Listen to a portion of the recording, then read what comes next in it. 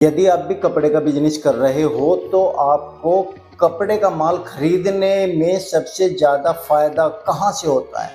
आज की वीडियो में मैं ये क्लियर करने वाला हूँ, क्योंकि अभी तक आप पुराने दुकानदार हो या नए दुकानदार हो, नया शुरू किया हो या आपको काफ़ी एक्सपीरियंस हो, मगर कन्फ्यूजन सेम टू सेम बना हुआ है।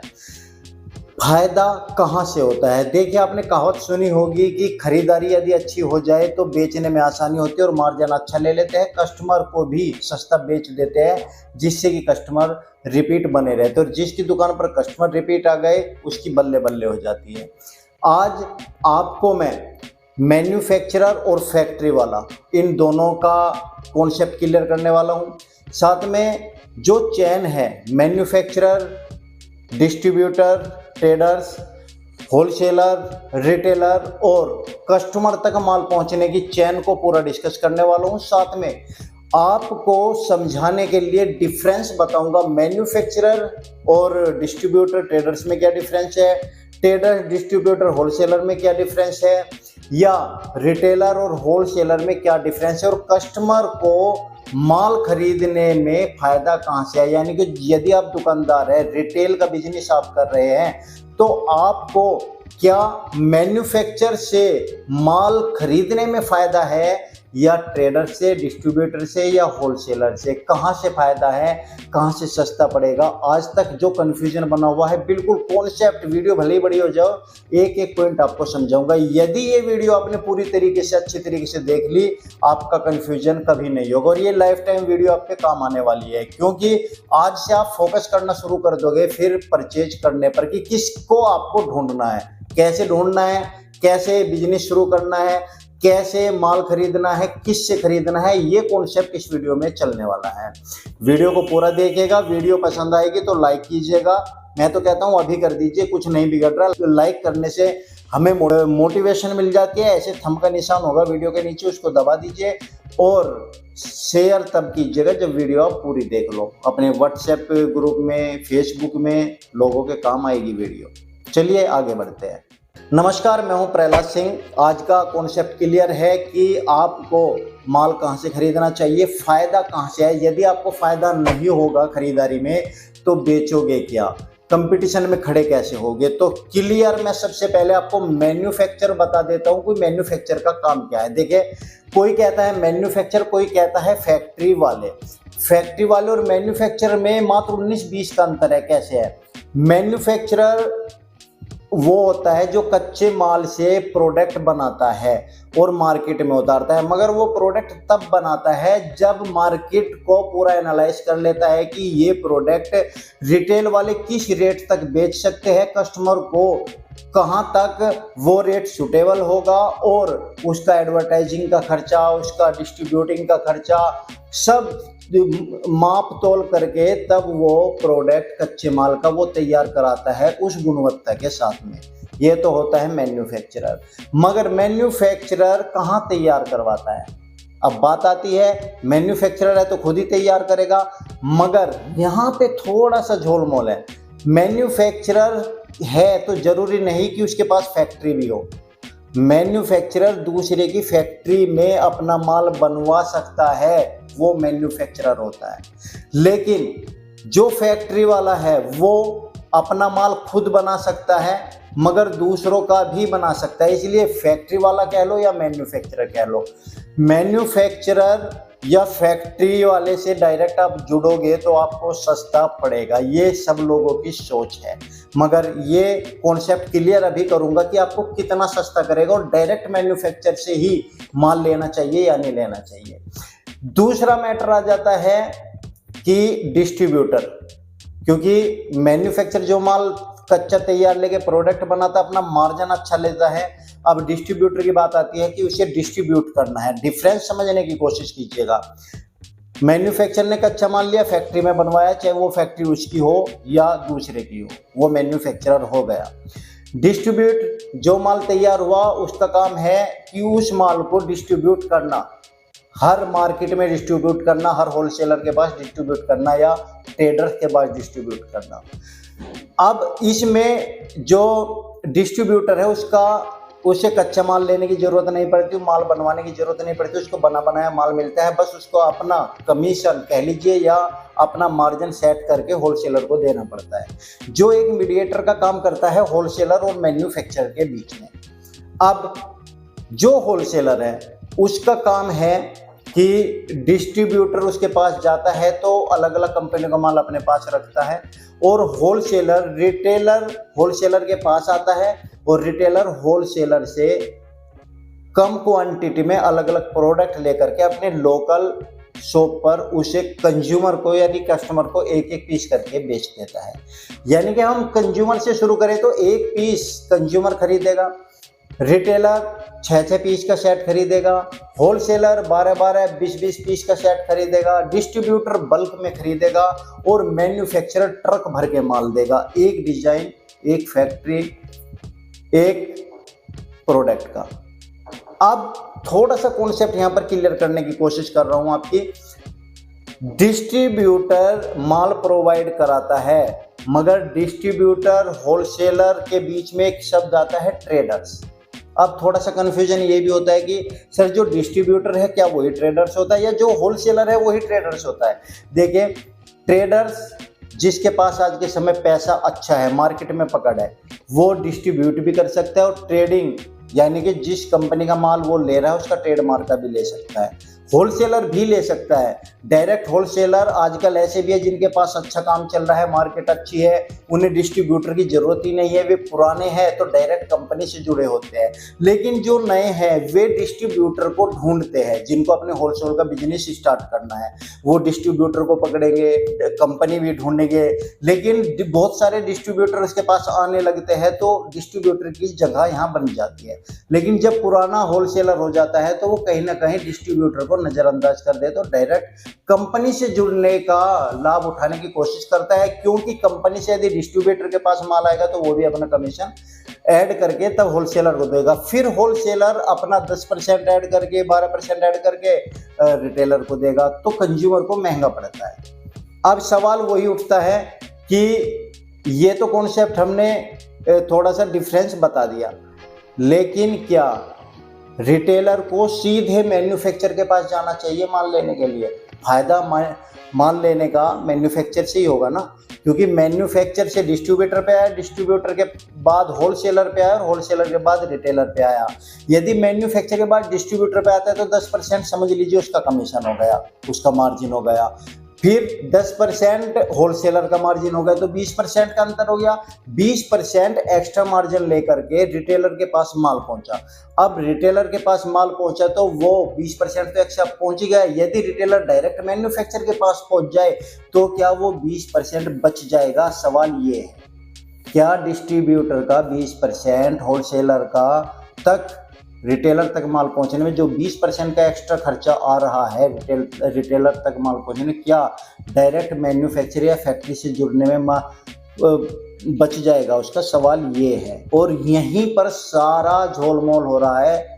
यूट्यूब की वीडियो पर देख लीजिए, सोशल मीडिया पर देख लीजिए, डायरेक्ट सब कहते हैं कि डायरेक्ट मैन्युफैक्चर से जुड़ो, फैक्ट्री वालों से जुड़ो, यहाँ से सस्ता मिलेगा। डिस्ट्रीब्यूटर होलसेलर बीच के जितने भी लोग हैं उनका मार्जिन घटा दो, डायरेक्ट कंपनी से जुड़ोगे तो सस्ता मिलेगा। क्या ये सच है? बस यहीं पर कंफ्यूजन है, यही क्लियर करना है दोस्तों।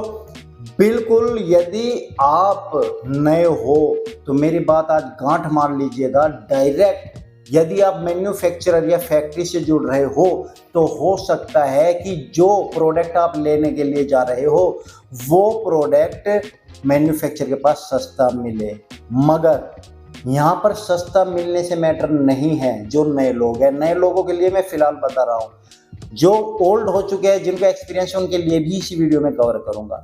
नए लोगों को सपोज कीजिए वो रिटेलर से सीधे पहुंच गए मैन्युफैक्चरर के पास यूट्यूब की वीडियो का एड्रेस देख करके या एडवर्टाइजिंग देख करके।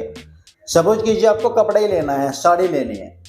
साड़ी सबको पता है कि सूरत में साड़ी मिलती है, वहां पे बनती है। जो नई दुकान रिटेल की खोल रहा है वो सीधा सूरत पहुंच जाता है। जाने का खर्चा उसे भी आप इग्नोर कर दीजिए, टाइम भी आप इग्नोर कर दीजिए, क्योंकि टाइम निकाल कर ही बिजनेस करना उसे पड़ेगा। ये दोनों छोड़ दीजिए आप। डायरेक्ट पहुंच गया सूरत। सूरत साड़ी की बात की, एक साड़ी सपोज कीजिए उसको मिली 150 रुपये की अच्छी क्वालिटी की। वही साड़ी जो उसके लोकल होलसेलर बैठा हुआ है, वही साड़ी उसके पास मिलती है 170 रुपए की। 20 रुपए का अंतर लगा लीजिए आप। अब आपको क्या लगेगा कि सूरत में 150 की और आपका जो होलसेलर है, जो आपके जिले में होलसेलर बैठा हुआ है, वहाँ पे 170 की है, तो आपको होलसेलर महंगा दिखाई देगा, 20 रुपये महंगा है, और जो मैन्युफैक्चरर है वो 20 रुपये सस्ता दिखाई देगा। तो आपको लगेगा कि हमें मैन्युफैक्चर से माल ले लेना चाहिए, मगर यहाँ पे ही गलती करते हो। क्या गलती करते हो वो जरा ध्यान से सुनिएगा आप। जब आप मैन्युफैक्चर के पास जाओगे और वो 150 वाली साड़ी लोगे जो आपका होलसेलर 170 की दे रहा है, तो मेरे हिसाब से आपको नुकसान होगा। अब आप कहोगे सर वहाँ 150 की मिल रही है, यहाँ पे 170 की, हमें नुकसान कैसे होगा? नुकसान इस तरह से होगा कि जब एक साड़ी आप मैन्युफैक्चरर के नाम लेकर के वहाँ जाओगे और उस एक प्रोडक्ट को लोगे, तो सबसे पहले तो वो प्रोडक्ट आपको कम से कम 12 पीस का सेट मिलेगा। एक डिजाइन में कलर चार्ट अलग होगा, लेकिन 12 पीस का सेट होगा। लेकिन कभी ऐसा भी हो सकता है कि 6 पीस का भी मिल जाए, कोई माल बचा होता है, लेकिन ये ज़्यादा गुंजाइश है कि 12 की जगह आपको 24 पीस का सेट मिले। तो आपने 150 रुपये में 12 पीस को ही आप कैलकुलेट कर लीजिए। 150 रुपये में 12 पीस यदि आपने लिए तो कितने की वे साड़ी आपको पड़ गई? मेरे हिसाब से 1800 रुपये की आपको वे साड़ी पड़ गई। 150 रुपये के हिसाब से 12 पीस 1800 रुपये के आपको पड़ गए। यदि आप अपने होलसेलर से यही साड़ी लेते, क्योंकि आपको 12 पीस की ज़रूरत नहीं है, रिटेलर को ज़रूरत है 6 पीस की या 3 कलर चार्ट की एक डिजाइन में। तो आप सपोज कीजिए कि 170 की आपने यदि 3 साड़ी ली होती है वहाँ से, तो कितना पड़ गया? मात्र 510 रुपये का एक सेट पड़ गया, 3 साड़ियों का 3 कलर चार्ट। यदि 6 भी लोगे तो तब भी आपको डबल का पड़ जाएगा, 1100 रुपये का पड़ जाएगा, तो तब भी आपके 700 रुपये बच रहे हैं। उन 700 रुपये का आप दूसरा प्रोडक्ट दूसरे डिजाइन में लोगे। पहला तो फायदा क्वांटिटी का हो गया, आपको डिजाइन का हो गया। दूसरा फायदा, जब आप मैन्युफैक्चर से जुड़ते हो तो मैन्युफैक्चर का गोदाम इतना बड़ा होता है कि वहाँ पे ऑल इंडिया का टेस्ट रखा होता है। आपको एक साड़ी पसंद आई, दूसरी पसंद आएगी, मगर आप न्यू हो तो आपको ये नहीं पता कि ये माल आपके एरिया में बिकेगा या नहीं बिकेगा। तो आपको वहाँ से छटनी करके लानी पड़ेगी और उस छटनी में आप मार खा जाते हो। सब कुछ आपको नहीं मिलता क्योंकि आप न्यू हो। आपको जो पसंद आया वो ही लेके चलोगे, जो कस्टमर की डिमांड है उसको आपको नहीं पता होता, यहाँ पे मार खाते हो। लेकिन जो वो होलसेलर लेकर के आ रहा है माल, वो अपने एरिया के टेस्ट के मुताबिक छांट करके ला रहा है। एक तो उसने छांटा, ऊपर से जब आप रिटेल में जाओगे उसके पास कम पीस मिलेंगे, एक तो कम वैरायटी मिलेगी, मतलब कि कम क्वांटिटी में माल मिलेगा, ज़्यादा डिजाइन ले पाओगे और मलाई छांट के लाओगे, और वो मलाई कस्टमर को ज़्यादा पसंद आएगी क्योंकि एक तो पहले उसने छटनी कर दी क्योंकि उसका एक्सपीरियंस है। वहाँ पे दूसरे एरिया का टेस्ट नहीं मिलेगा, इसलिए आपका जो रिटेल की दुकान पर कपड़ा होगा वो टोटली बिकने वाला होगा, लेकिन जो मैन्युफैक्चर से लाओगे वो टोटल बिकने वाला नहीं होगा। यदि आपको एक्सपीरियंस है, ये तो हो गई न्यू बंदे की बात, यदि आपको एक्सपीरियंस है तो डायरेक्ट आपको तब मैन्युफैक्चर से जुड़ना चाहिए। जब आप डायरेक्ट मैन्युफैक्चर से जुड़ोगे तो आपको ये पता होना चाहिए कि आपकी दुकान पर ये टेस्ट चलेगा या नहीं चलेगा, क्योंकि वहाँ पर आपको साउथ का टेस्ट मिलेगा, आपको ईस्ट का, नॉर्थ का, वेस्ट का, बाहर का, हर तरह का टेस्ट मिलेगा। तो आप कंफ्यूज हो सकते हो उसमें और माल पेंडिंग बच जाएगा आपकी शॉप पर, तो यहाँ पे आपका नुकसान हो जाता है। इसलिए आपको अपने लोकल होलसेलर से माल लेना चाहिए यदि आपको फ़ायदा लेना है। यदि आपको एक्सपीरियंस हो जाता है, 5-7 साल का एक्सपीरियंस, आपको पता है कि हाँ ये फैब्रिक है, ये हमारे यहाँ चलता है, डायरेक्ट जाइए आप फैक्ट्री में, वहाँ पे लीजिए बल्क में माल, क्वांटिटी आपको ज़रूर मिलेगी, इतना सस्ता नहीं मिलेगा। या उनसे डील कीजिए कि हमें परमानेंट माल लेना है, लेकिन हमें थोड़ी सी क्वांटिटी एक डिजाइन में कम चाहिए, 12 पीस का सेट नहीं चाहिए, 6 पीस के सेट हमें चल जाएंगे, लेकिन हमें वैरायटी बना के दो, तब आपको बेनिफिट होगा। दोस्तों, जरूरी नहीं है कि जो सस्ता दिख रहा हो वो सस्ता ही मिले। सस्ता वो होता है जो आपकी दुकान पर महंगा खरीदने के बाद भी कस्टमर उसे लेकर के चले जाए, आप अच्छा मार्जिन ले लो और कस्टमर रिपीट होता रहे, वो माल अच्छा होता है। ना कि डायरेक्ट फैक्ट्री से जुड़ने का कुछ फ़ायदा होता है। डायरेक्ट फैक्ट्री से जुड़ो तो माल बिकना चाहिए, बचना नहीं चाहिए। लेकिन गारमेंट्स की खास बात है, यदि आप की दुकान में 40% माल ना बचा तो कुछ ना बचा, बचता ज़रूर है। कोई भी दुकानदार हो, 40% माल कम से कम आपका बचा रहेगा और आपको जो माल बिका हो उसको ही रिपीट करके आगे बढ़ना होगा। ये ही दुकानदारी का नियम है। यदि आप सोचते हो कि माल सारा बिक जाए, खाली दुकान हो जाए फिर माल लाए, तो ऐसे दुकानदारी होती नहीं है। तो ये भी आपको ध्यान रखना पड़ेगा। उम्मीद करता हूँ ये कॉन्सेप्ट समझ में आया होगा। उम्मीद करता हूँ ये भी समझ में आ गया होगा कि माल आपको कहाँ से लेना चाहिए, किसको मैन्युफैक्चर से लेना चाहिए और किसको अपने लोकल होलसेलर से लेना चाहिए। वीडियो पसंद आई हो तो लाइक कीजिए, चैनल को सब्सक्राइब कीजिए। नेक्स्ट वीडियो फिर बना करके लाएंगे। थोड़ी तबीयत खराब चल रही है, 1 महीने से बीमार पड़ा हूँ, टाइफाइड और ब्लड इन्फेक्शन बहुत कुछ हो रखा है। 2-4 दिन में वीडियो आ रही है, उसके लिए क्षमा चाहता हूँ। कोशिश करता हूँ कि आपको टॉपिक बनाकर देता रहूँ, आपके नॉलेज बढ़ाता रहूँ। जहाँ तक कोशिश कर रहा हूँ तो समय समय पर आके मैं काफ़ी देर में वीडियो बना पा रहा हूँ, तो उसके लिए क्षमा है। और कुछ और आप कमेंट्स करेंगे तो मैं फिर वीडियो बना करके लाऊंगा। बस आपसे अनुरोध करता हूँ, शेयर कीजिएगा वीडियो को, जो सबके काम आ सके। बहुत मेहनत करते हैं टॉपिक को ढूंढने में, आपके कमेंट्स को समझाने में, आप तक बात पहुँचाने में, इसलिए कोशिश कीजिए कि अपनों का ख्याल रखें। और आजकल जो युद्ध की स्थिति छाई हुई है उसको थोड़ा सा इग्नोर कीजिए, अपने फैमिली तक डर का माहौल ना बनने दीजिए, एकत्र होकर के रहिए। सभी को मेरी राम राम। नेक्स्ट वीडियो में फिर मिलेंगे। राम।